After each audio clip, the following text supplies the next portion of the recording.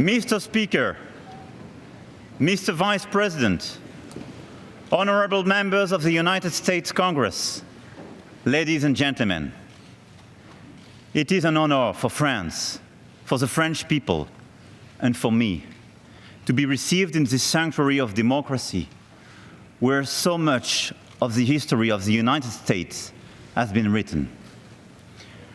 We are surrounded today with images, portraits, and symbols, which remind us that France has participated with heart in hand in the story of this great nation from the very beginning.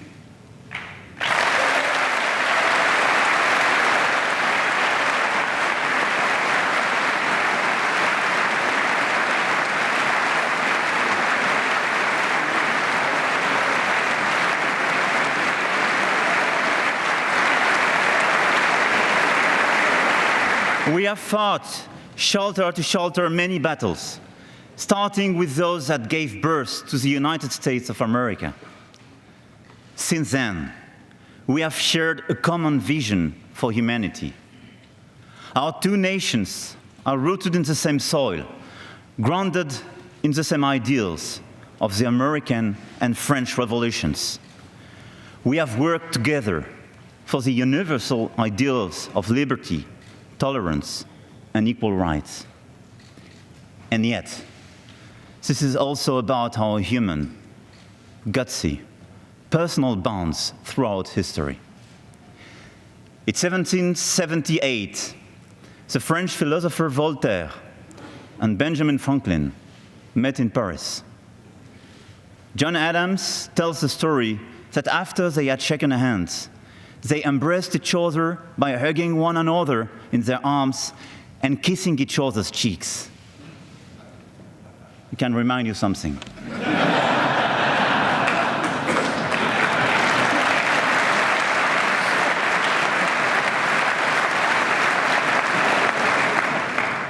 And this morning, I stand under the protective gaze of Lafayette, right behind me.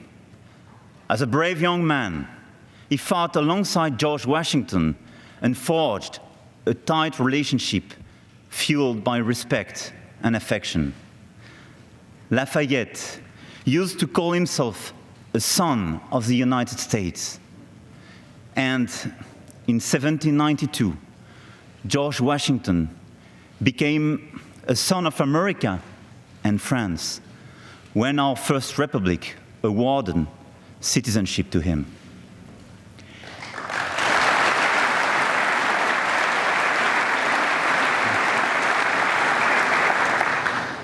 Here we stand in your beautiful capital city, whose plans were conceived by a French architect, Charles L'Enfant. The miracle of the relationship between the United States and France is that we have never lost this special bond deeply rooted not only in our history, but also in our flesh. This is why I invited President Donald Trump for the first Bastille Day parade of my presidency on the 14th of July last year. Today, President Trump's decision to offer France his first state visit to Washington has a particular resonance because it represents the continuity of our shared history in a troubled world.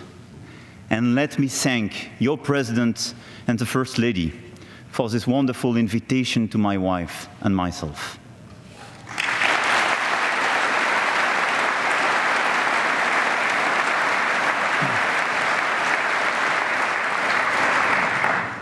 I am so very grateful, and I would like also to thank you, ladies and gentlemen, for welcoming me on this occasion.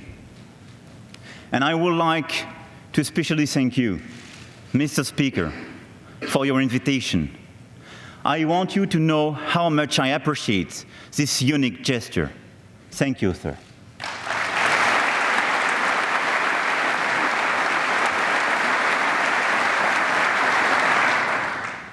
The strength of our bonds is the source of our shared ideals.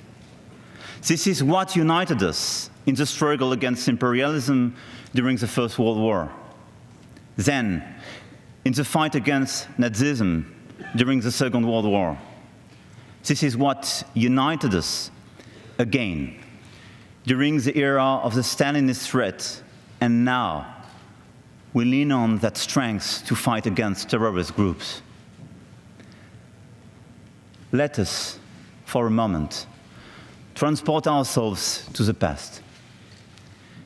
Imagine, this is July the 4th, 1916. Back then, the United States had not entered World War I.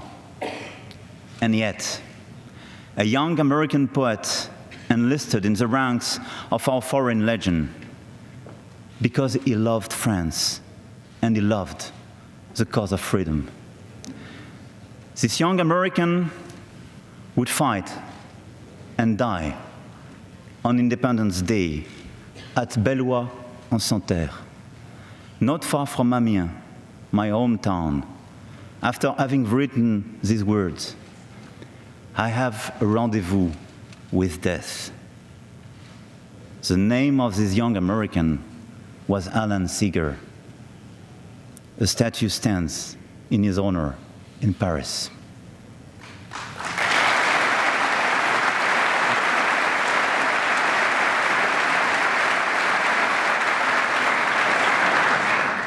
Since 1776, we, the American and French people, have had a rendezvous with freedom.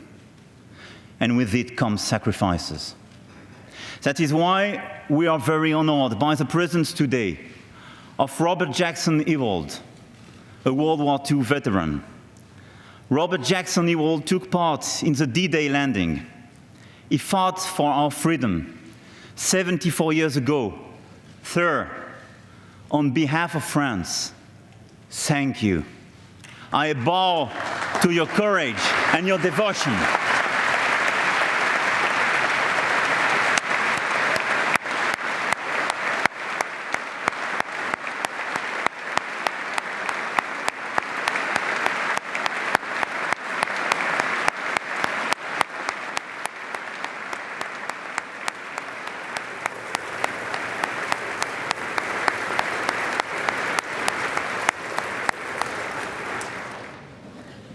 In recent years, our nations have suffered wrenching losses simply because of our values and our taste for freedom. Because these values are the very ones those terrorists precisely hate. Tragically, on September the 11th, 2001, many Americans had an unexpected rendezvous with death. Over the last 5 years, my country and Europe also experienced terrible terrorist attacks. And we shall never forget these innocent victims, nor the incredible resilience of our people in the aftermath. It is a horrific price to pay for freedom, for democracy. That is why we stand together in Syria and in the Sahel today, to fight together against these terrorist groups who seek to destroy everything for which we stand. We have encountered countless rendezvous with death because we have this constant attachment to freedom and democracy.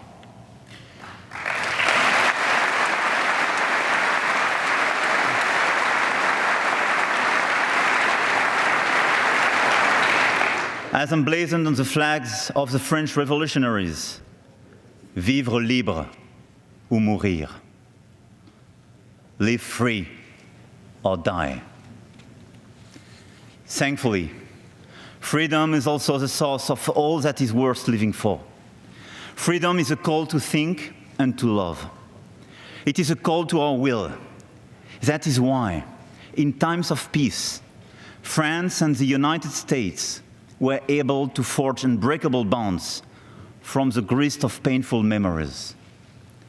The most indestructible, the most powerful, the most definitive knot between us is the one that ties the true purpose of our people to advance, as Abraham Lincoln said, the unfinished business of democracy. Indeed, our two societies have stood up to advance the human rights for all.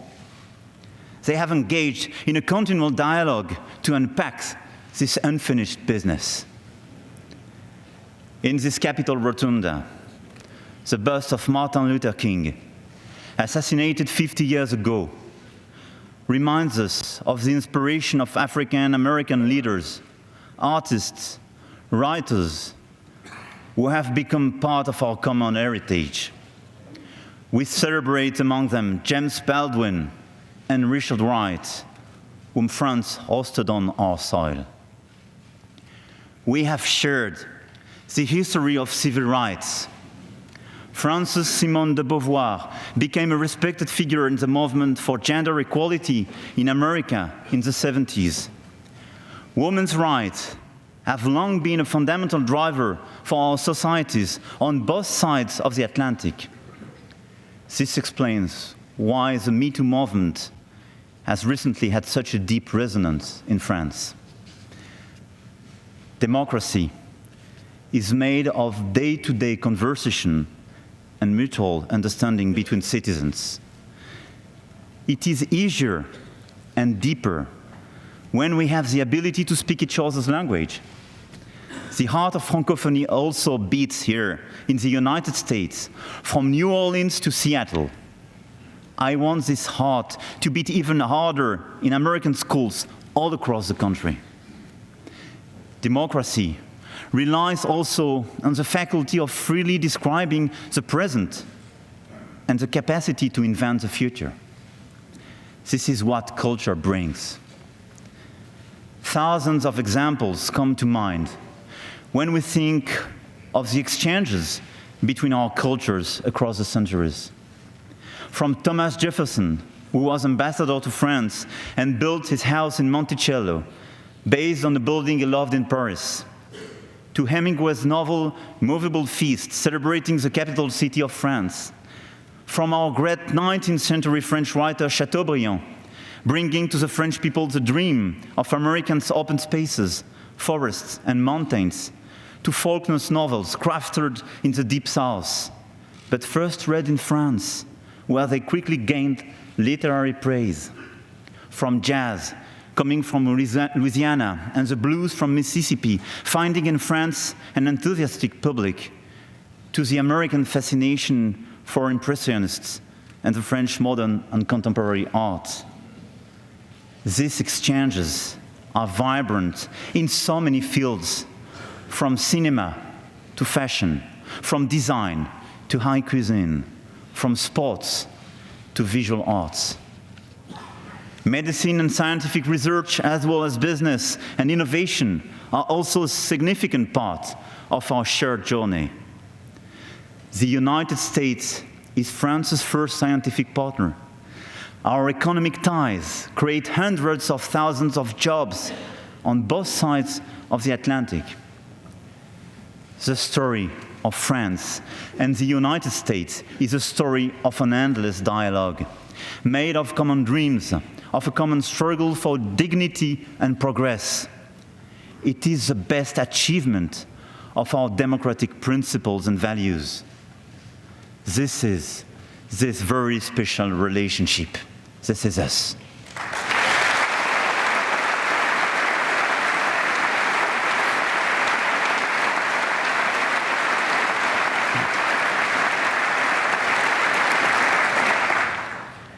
But we must remember the warning of President Theodore Roosevelt.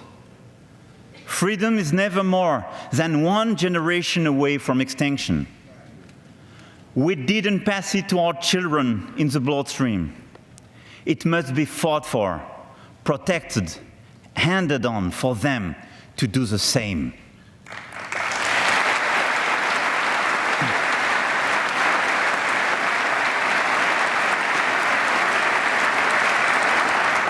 This is an urgent reminder indeed, because now, going beyond our bilateral ties, beyond our very special relationship, Europe and the United States must face together the global challenges of this century. And we cannot take for granted our transatlantic history and bonds. At the core, our Western values themselves are at risk. We have to succeed facing these challenges, and we cannot succeed in forgetting our principles and our history. In fact, the 21st century has brought a series of new threats and new challenges that our ancestors might not ever have imagined. Our strongest beliefs are challenged by the rise of a yet unknown new world order. Our societies are concerned about the future of their children. All of us gathered here in this noble chamber, we, elected officials, all share the responsibility to demonstrate that democracy remains the best answer to the questions and doubts that are raised today. Even if the foundations of our progress are disrupted, we must stand firmly and fight to make our principles prevail.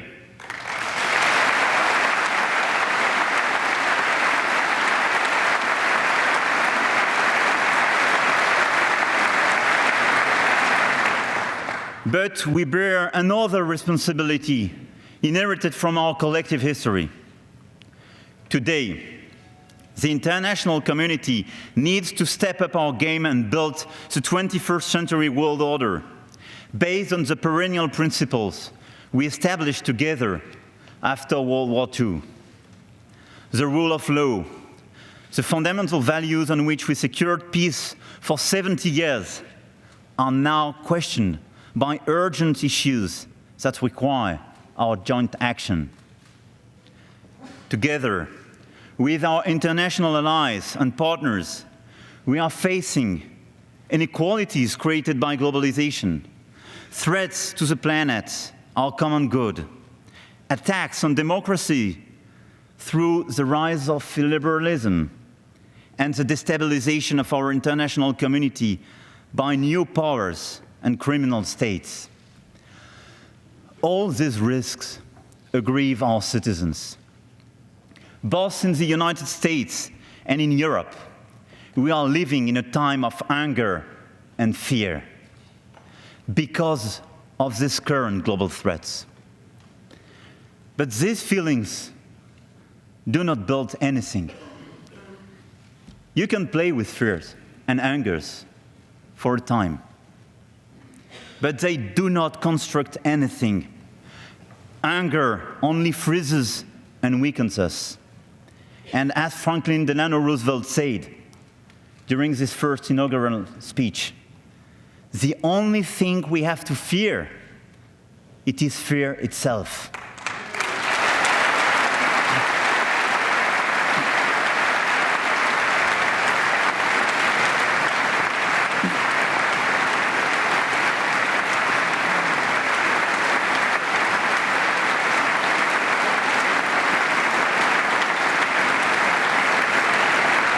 Therefore, let me say we have two possible ways ahead.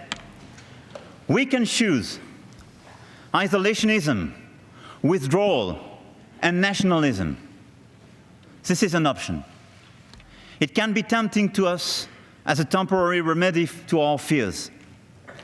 But closing the door to the word will not stop the evolution of the word. It will not douse, but inflame the fears of our citizens.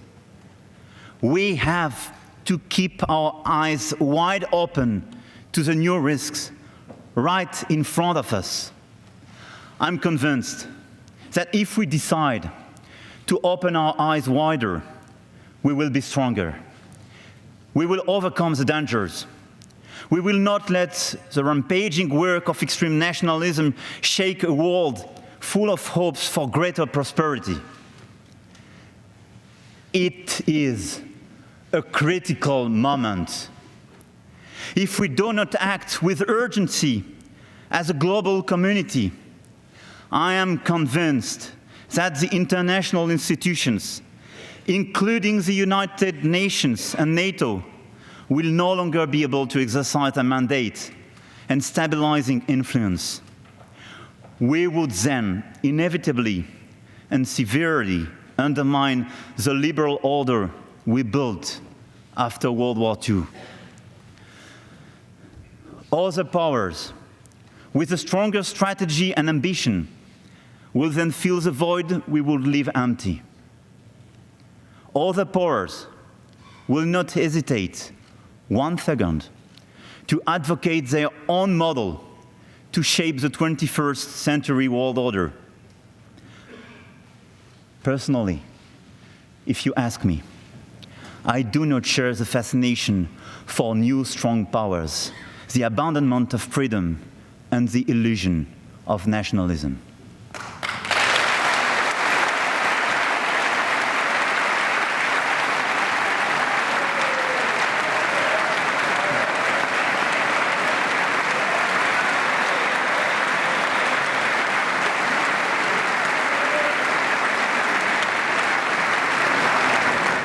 Therefore, distinguished members of the Congress, let us put them aside, write our own history, and birth the future we want.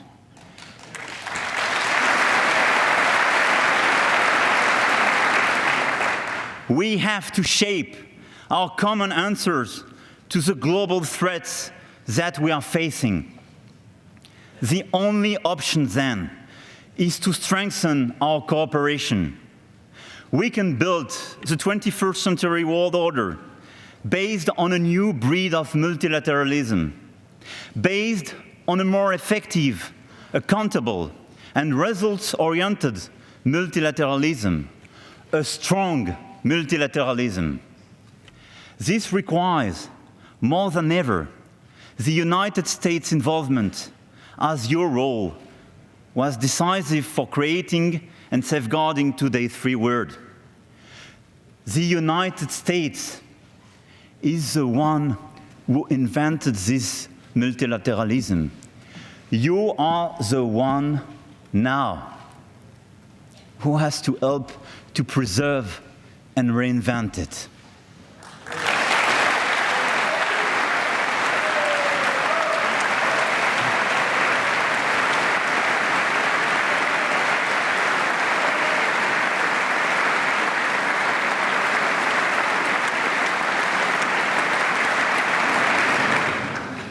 This strong multilateralism will not outshine our national cultures and national identities. It is exactly the other way around. A strong multilateralism will allow our cultures and identities to be respected, to be protected, and to flourish freely together. Why? Because precisely our own cultures is based on both sides of the Atlantic, on this unique taste for freedom, on this unique attachment for liberty and peace.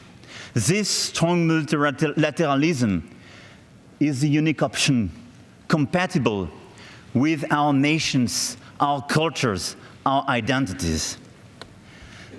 With the US President, with the support of every 535 members of this joint session, representing the whole American nation, we can actively contribute together to building the 21st century world order for our people.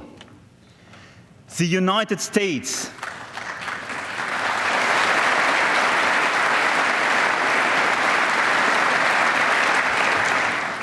The United States and Europe have a historical role in this respect because it is the only way to defend what we believe in, to promote our universal values, to express strongly that human rights, the rights of minorities, and shared liberty are the true answer to the disorders of the world.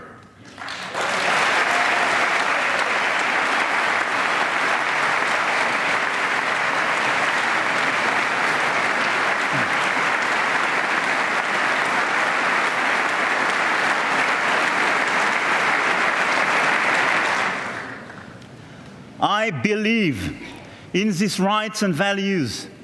I believe that against ignorance, we have education. Against inequalities, development. Against cynicism, trust and good faith. Against fanaticism, culture. Against disease and epidemics, medicine.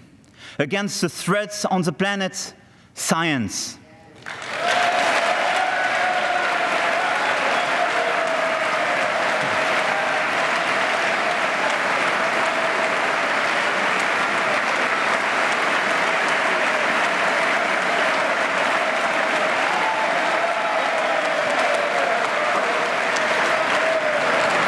I believe in concrete action. I believe the solutions are in our hands. I believe in the liberation of the individual and in the freedom and responsibility of everyone to build their own lives and pursue happiness. I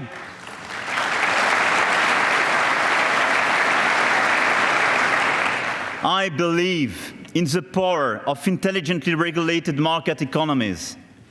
We are experiencing the positive impact of our current economic globalization with innovations, with jobs creations.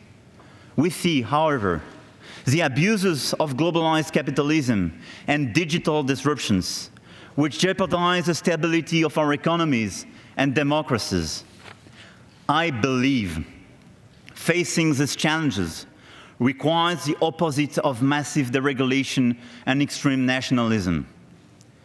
Commercial war is not the proper answer to these evolutions.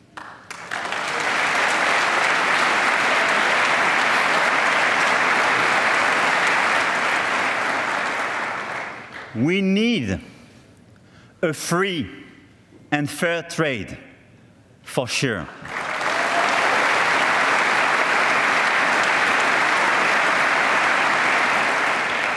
A commercial war opposing allies is not consistent with our mission, with our history, with our current commitments for the global security.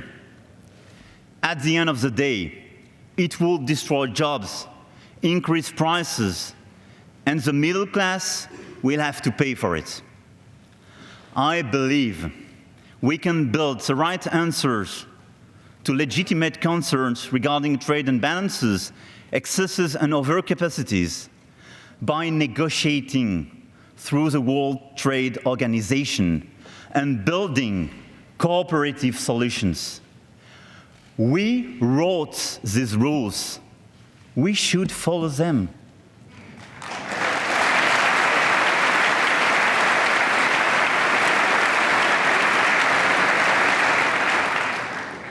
I believe we can address our citizens' concerns regarding privacy and personal data. The recent Facebook's hearings highlighted the necessity to preserve our citizens' digital rights all over the world and protect their confidence in today's digital tools of life. The European Union passed a new regulation for data protection. I believe the United States and the European Union should cooperate to find the right balance between innovation and ethics and harness the best of today's revolutions in digital data and artificial intelligence.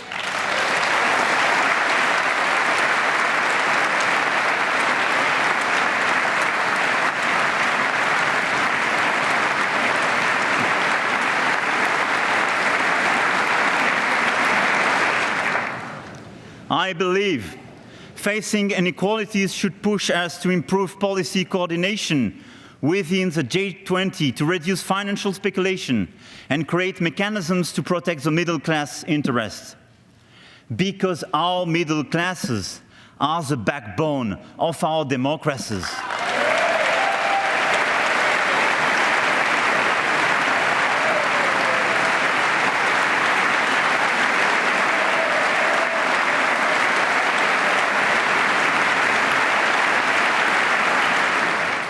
I believe in building a better future for our children, which requires offering them a planet that is still habitable in 25 years.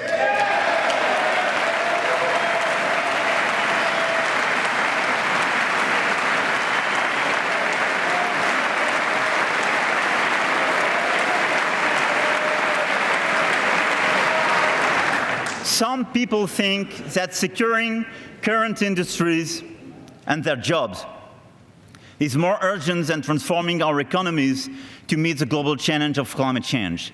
I hear these concerns, but we must find a smooth transition to a low-carbon economy.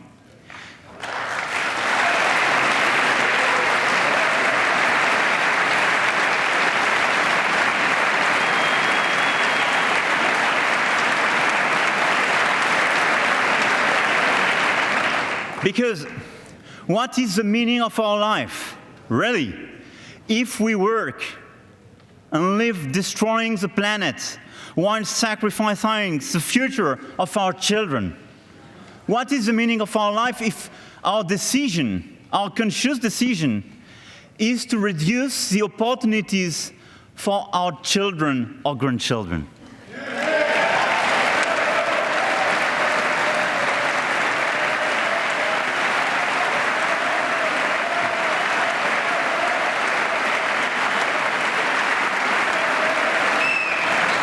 By polluting the oceans, not mitigating CO2 emissions, and destroying our biodiversity, we are killing our planet. Let us face it, there is no planet B.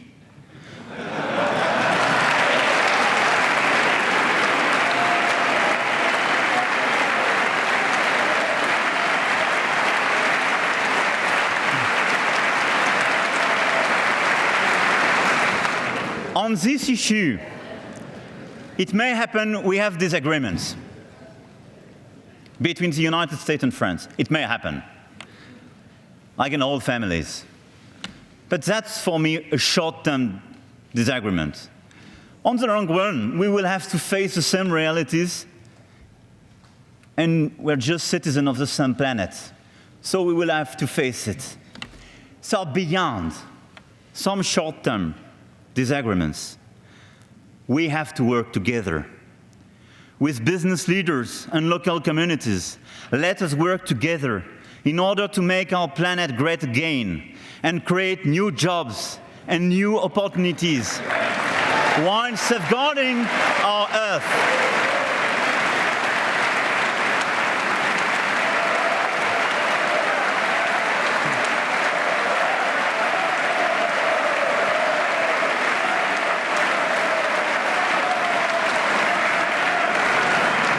And I'm sure one day the United States will come back and join the Paris Agreement.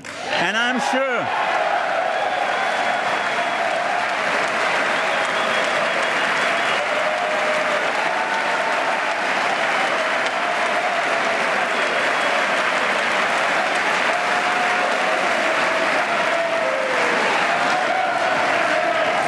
sure we can work together to fulfill with you the ambitions of the Global Compact on the environment.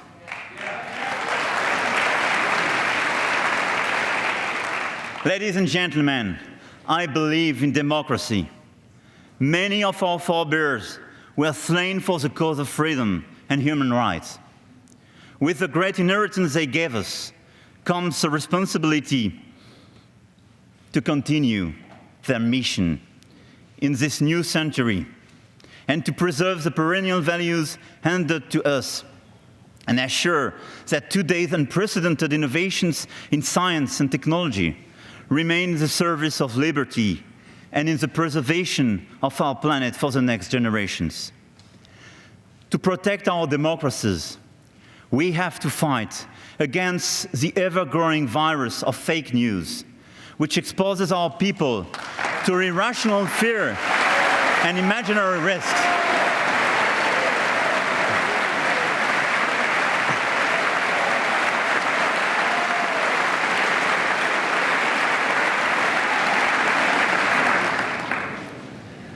And let me attribute the fair copyright for this expression, fake news, especially here.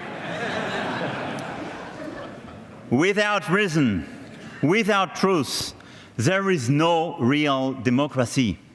Because democracy is about true choices and rational decisions. The corruption of information is an attempt to corrode the very spirit of our democracies.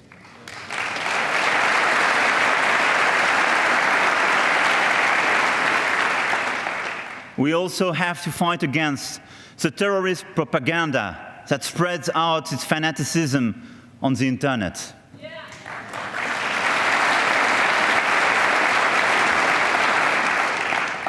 It has a gripping influence on some of our citizens and children.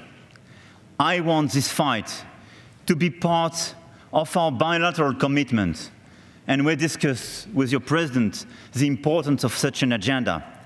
I want this fight to be part of the J7 agenda because, here again, it deeply harms our rights and shared values. The terrorist threat is even more dangerous when it is combined with the nuclear proliferation threat. We must therefore be stricter than ever with countries seeking to acquire the nuclear bomb. That is why France supports fully the United States in its efforts to bring Pyongyang, through sanctions and negotiations, towards denuclearization of the Korean Peninsula.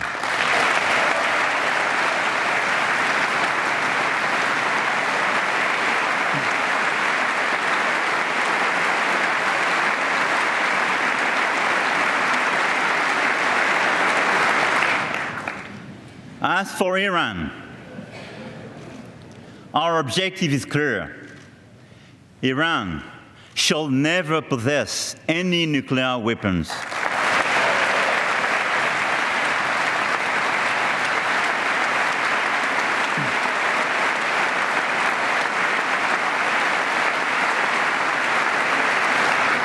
Not now, not in 5 years, not in 10 years, never.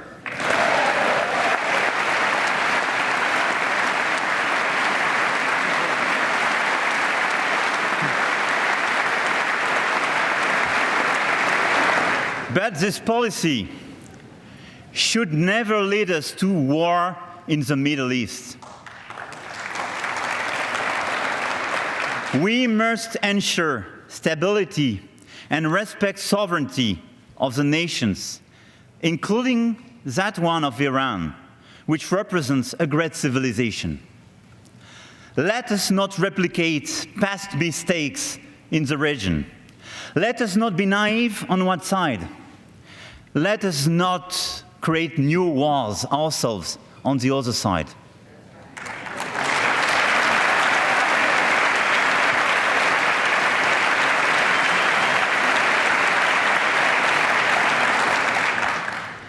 There is an existing framework called the JCPOA to control the nuclear activity of Iran. We signed it at the initiative of the United States. We signed it both the United States and France. That is why we cannot say we should get rid of it like that.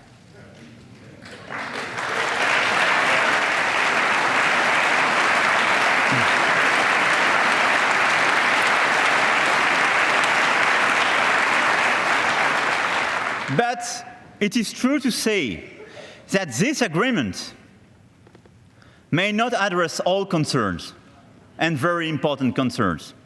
This is true.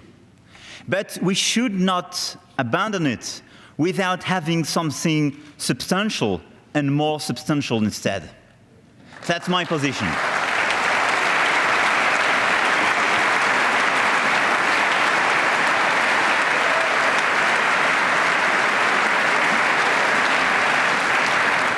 That's why France will not leave the JCPOA, because we signed it.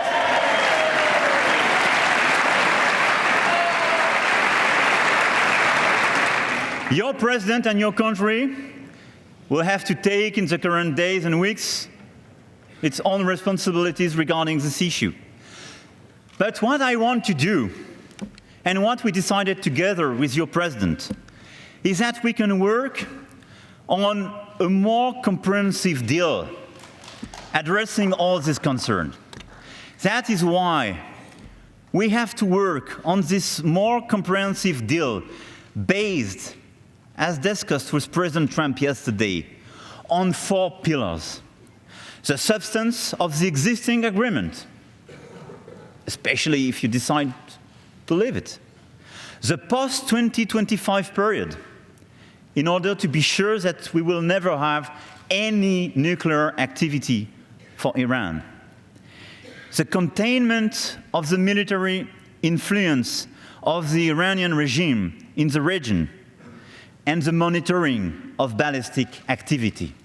I think these 4 pillars, the one I addressed in front of the General Assembly of the United Nations last September, are the one which cover the legitimate fears of the United States and our allies in the region.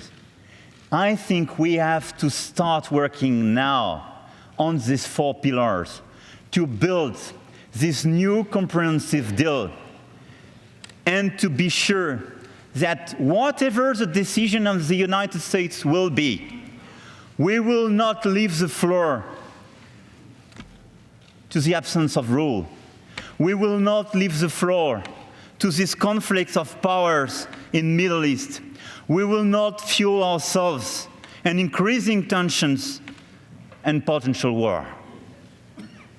That's my position, and I think we can work together to build this comprehensive deal for the whole region, for our people, because I think it fairly addresses our concerns. That's my position. Thank you, President.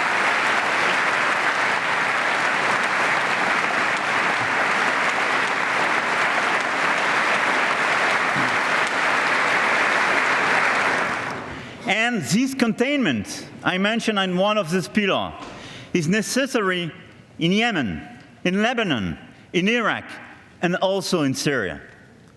Building a sustainable peace in a united and inclusive Syria requires, indeed, that all powers in the region respect the sovereignty of its people and the diversity of its communities. In Syria, we work very closely together. After prohibited weapons were used against the population by the regime of Bashar al-Assad 2 weeks ago, the United States and France, together with the United Kingdom, acted to destroy chemical facilities and to restore the credibility of the international community. This action was one of the best evidence of this strong multilateralism.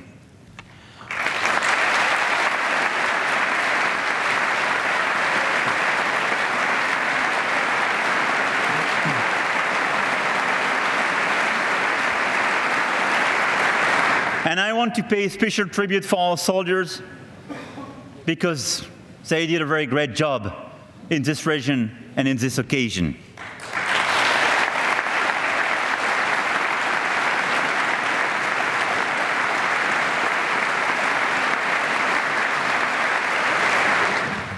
Beyond this action, we will together work for humanitarian solution on the short term, on the ground, and contribute actively to a lasting political solution to put an end to this tragic conflict.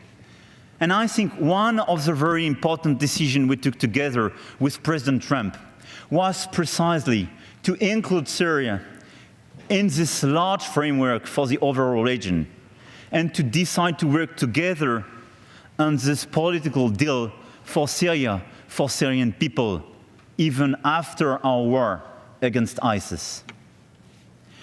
In the Sahel, where terrorist networks span a footprint as large as Europe, French and American soldiers are confronting the same enemy and risking their lives together.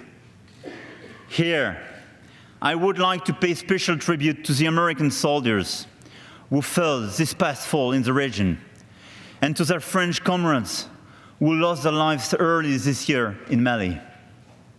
Better than anyone, I think, our troops know what the alliance and friendship between our country means.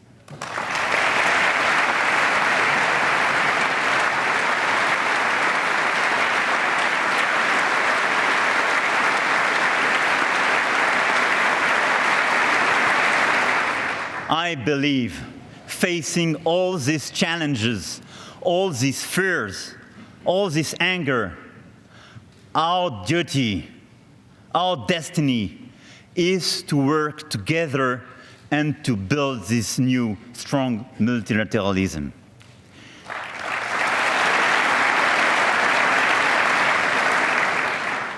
Distinguished members of Congress, ladies and gentlemen, on April the 25th, 1960, General de Gaulle affirmed in this chamber that nothing was as important to France as the reason, the resolution, the friendship of the great people of the United States. 58 years later, to this very day, I come here to convey the warmest feelings of the French nation and to tell you that our people cherish the friendship of the American people with as much intensity as ever.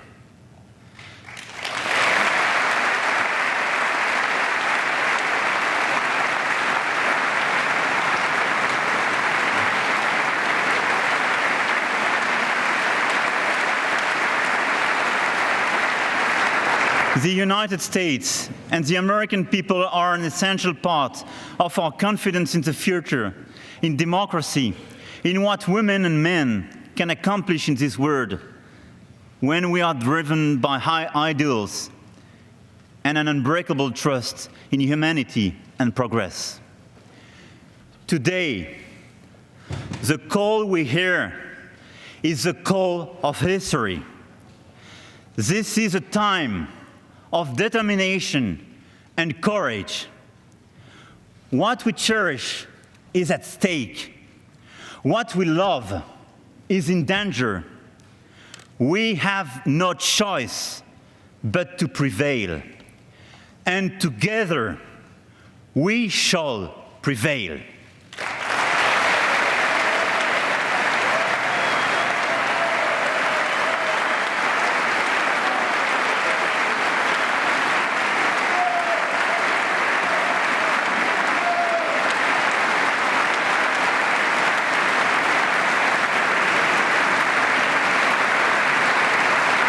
Vive les États-Unis d'Amérique! Long live the friendship between France and the United States of America! Vive la République! Vive la France! Vive notre amitié! Merci. Thank you. Thank you. Thank you.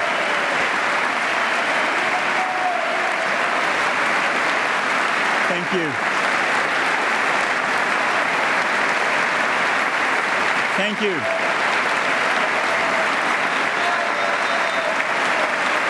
Thank you.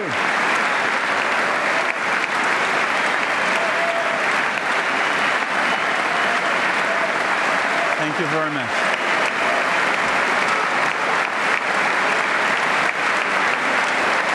Merci à vous. Merci à vous. Merci à vous.